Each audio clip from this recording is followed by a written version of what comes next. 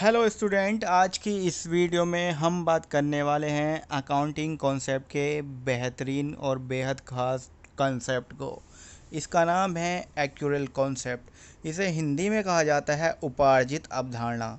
तो साथियों, according to this concept, revenues or expenses are recorded in the accounting period of their occurrence rather than when it received। साथियों, इस अवधारणा के अनुसार किसी भी अकाउंटिंग पीरियड के दौरान यदि कोई रिवेन्यू या फिर कोई एक्सपेंस ऑकर हुआ है, केवल हुआ है, चाहे वो उसका पेमेंट हमने उस अवधि में किया हो या नहीं किया हो, चाहे वो रिवेन्यू हमें उस अवधि में मिला हो या नहीं मिला हो, लेकिन यदि वो एक निश्चित अकाउंटिंग पीरियड के दौरान हुआ है तो हमें उसी ही अकाउंटिंग पीरियड में उसको रिकॉर्ड करना है।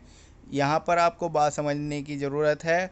Revenue is directly connected to the sales, so when sales और सर्विस रेंडर्ड इट ऑक्योर्स। यानी कि रिवेन्यू जो होता है वो डायरेक्टली सेल्स से कनेक्ट होता है। और आपको इसमें समझ में आएगा कि यदि सेल्स हुई है, चाहे उसका पैसा मिला हो या ना मिला हो, लेकिन हम इसको रिवेन्यू में उसी ही अकाउंटिंग पीरियड के दौरान दिखाएंगे जिस दिन हमारे यहाँ पर सेल्स या फिर सर्विस प्रोवाइड हुई है।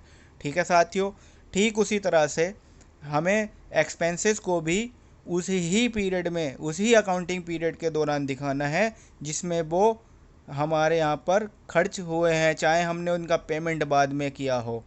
When sales or service rendered it occurs revenue and should be rendered in the same accounting period of their occurrence। यानी कि उसी ही अकाउंटिंग पीरियड में हमें इन्हें क्या करना है, एंट्री करनी है। और एक्सपेंसेस में भी ऐसा ही करना है साथियों।